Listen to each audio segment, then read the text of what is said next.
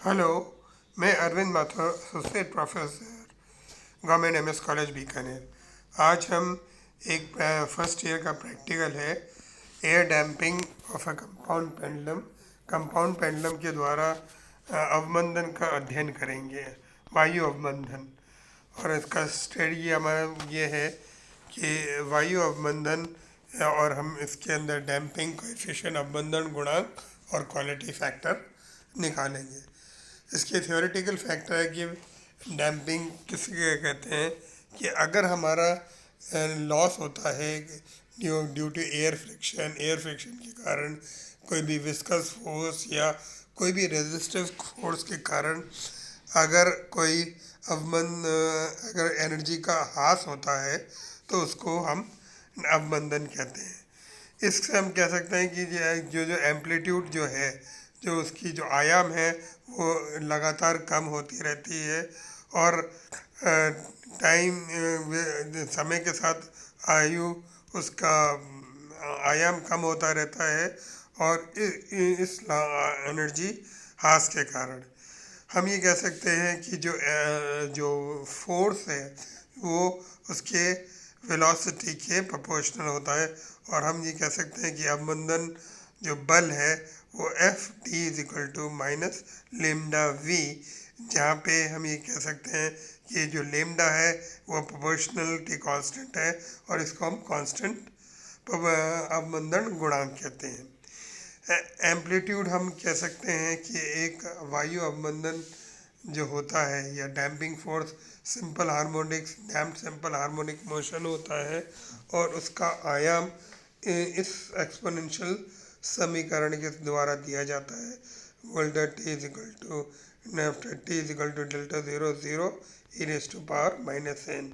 और हम ये कहते हैं कि इस इक्वेशन के द्वारा हम ये कह सकते हैं कि जो उसका आयाम है लगातार कम होता रहता है। इसके अवमंदन में हम कुछ कांस्टेंट्स को डिराइव करेंगे, जिसको हम कहते हैं पहले एम्पलीट्यूड रिलैक्सेशन टाइम और डैम्पिंग अवमंदन गुणांक फैक्टर आर।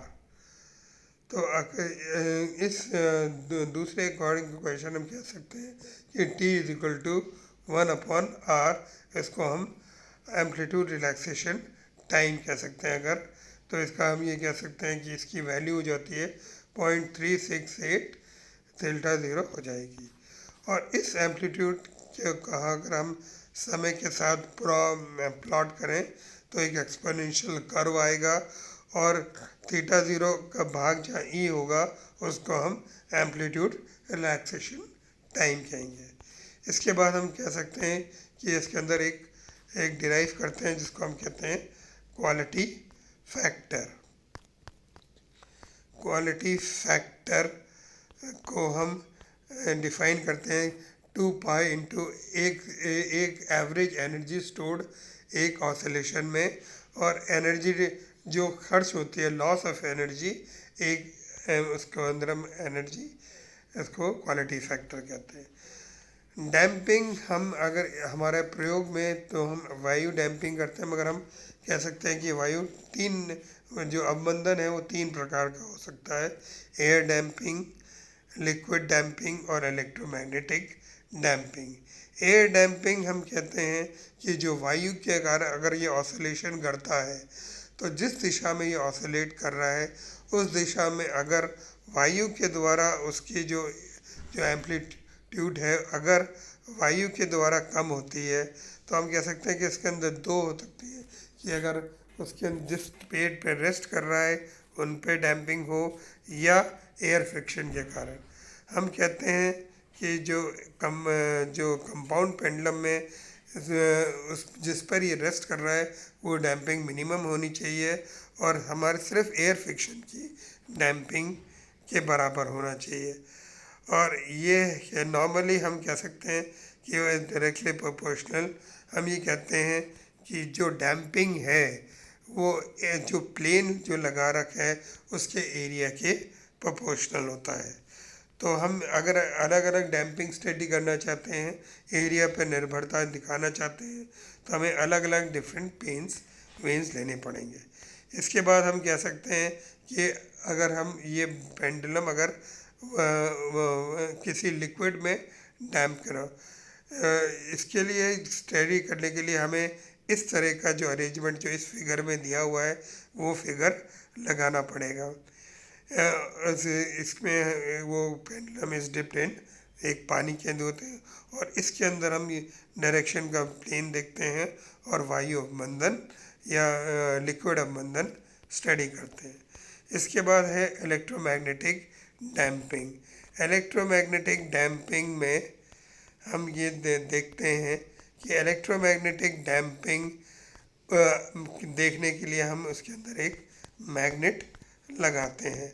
ये मैग्नेट लगाने के बाद अलग अलग इसको उसको इलेक्ट्रोमैग्नेटिक फोर्स निकलता है और उसके कारण हम डैम्पिंग स्टडी करते हैं। तो सबसे पहले क्योंकि हम ये प्रयोग वायु बंधन के लिए निकालना चाहते हैं तो हमारे को apparatus जो चाहिए, कंपाउंड पेंडुलम जिसमें एक स्टॉप वॉच हो, एक मीटर स्केल चाहिए और एक वेन चाहिए जिसके अंदर लगाना चाहिए। इसके जो चित्र जो बनेंगे वो जो मैंने आपको वायु अवमंदन का चित्र दिखाया था और एक ये चित्र, इसके थ्योरी में आपको ऊपर समझा ही चुका हूँ कि एम्पलीट्यूड, रिलैक्सेशन टाइम और डैम्पिंग फैक्टर, क्योंकि ये हमें उस प्रैक्टिकल में लिखनी होती है, ये हम इसके अंदर रखेंगे। और इसका relation theta zero T is equal to theta zero zero E raise to power minus R T, जहाँ एम्पलीट्यूड है टाइम टी, इनिशियल एम्पलीट्यूड और आर डैम्पिंग फैक्टर होता है।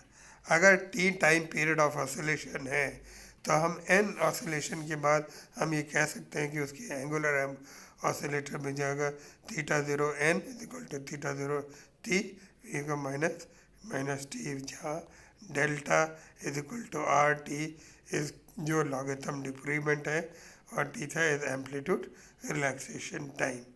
इस इक्वेशन से हम और ये देख सकते हैं कि अगर मैं इसका लॉगरिथम लूँ तो ये इस रूप में लिखा जा सकता है, और जिससे हम ग्राफ निकालें कि थीटा ज़ीरो के बीच में एक स्ट्रेट लाइन होगी विथ नेगेटिव ग्रेडियंट, और इससे हम डैम्पिंग फैक्टर निकाल सकते हैं lambda is equal to 2.303 upon T into gradient, और फिर quality factor energy stored into energy dissipated एक पीरियड में, और इसके जब मान रखते हैं तो omega T upon two pi by R two, जहाँ पाई की value 3.14, omega angular frequency of radiation, relaxation time and pendulum.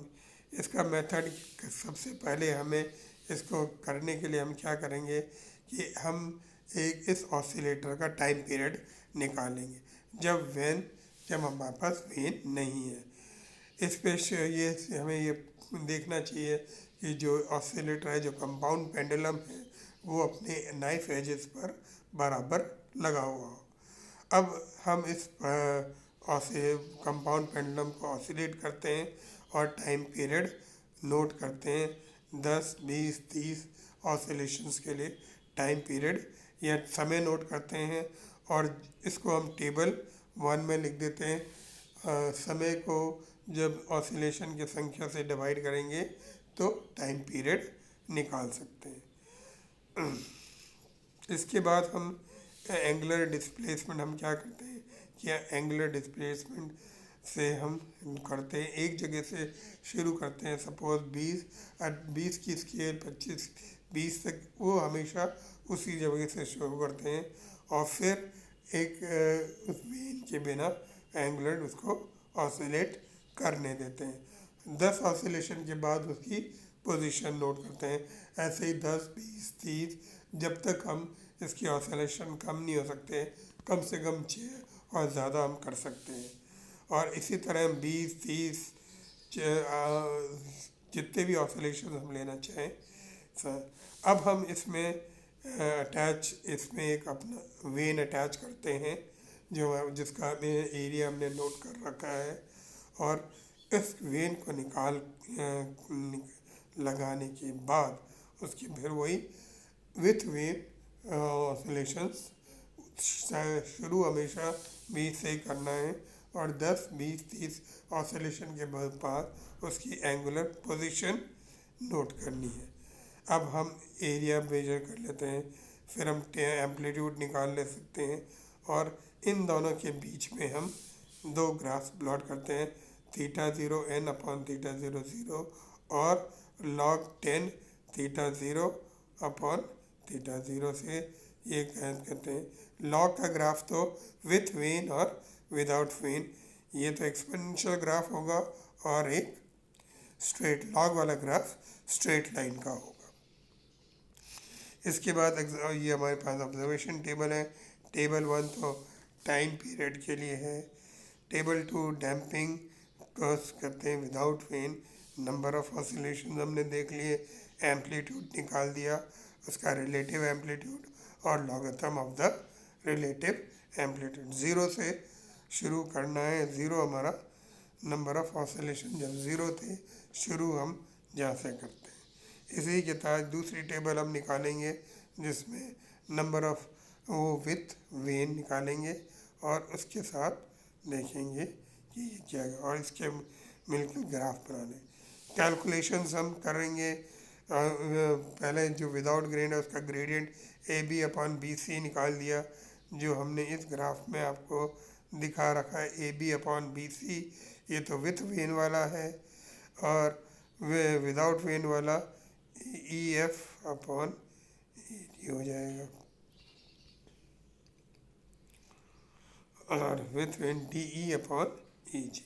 ये कैलकुलेशन कर लेंगे, और इसके बाद हम ये देखेंगे कि जो डैम्पिंग है is more when and quality will be less than the earlier case. फिर इसके रिजल्ट्स हम यहाँ लिख देंगे, ये हमारे पास रिजल्ट्स आ जाएंगे। और इसके बाद सोर्सेस ऑफ एरर, अगर जो एरर की जो चांसेस हैं उसमें ये देखते हैं कि अगर हॉरिजॉन्टल जोन में नहीं होता तो हमारे पास सोर्सेस ऑफ एरर, जो आसपास जो पंखे चल रहे हैं वो हमेशा वैसे ही चलने चाहिए या नहीं चलने चाहिए, वो भी फ़र्क करते हैं। और अगर आप ऑसिलेशन गिनने में गलती करें तो भी, तो इनको अवॉइड करना चाहिए, हमारे सोर्सेस ऑफ एरर है। इसके बाद प्रिकॉशंस हैं कि जो एम्पलीट्यूड का जो ऑसिलेशन है वो कम होना चाहिए, रीडिंग ऑफ ऑसिलेशन है जो है रीडिंग हमें बहुत आराम से लेनी चाहिए, एक्यूरेट। वेन जो होता है वो कम होना चाहिए जिससे उसकी मोमेंट ऑफ इनर्शिया नहीं चेंज हो जाए, और नाइफ के जो एजेस हैं वो शार्प होना चाहिए। इस तरह हम इस प्रयोग को आराम से कर सकते हैं। और एयर वायु अवमंदन के कारण कंपाउंड पेंडुलम में क्या होता है, उसके किस प्रकार डैम्पिंग होती है, इसको हम स्टडी कर सकते हैं। धन्यवाद।